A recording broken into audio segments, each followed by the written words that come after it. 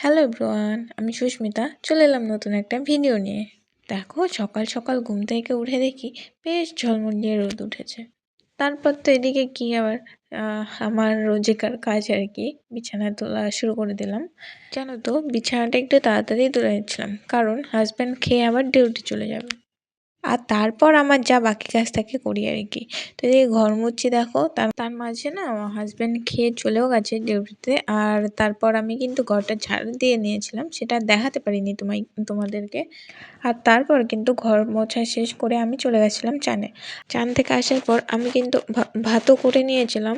আর তারপরে রান্না কমপ্লিট করে না দেখছিলাম বাইরে বেশ হাওয়া দিচ্ছে, তো ভাবলাম চুলগুলো একটু শুকিয়ে নিই আর একটু সময় মানে একটু বসেও সময় কাটাই আর কি, যেহেতু হাজব্যান্ড আসবে তারপর খাওয়া দাওয়া হবে।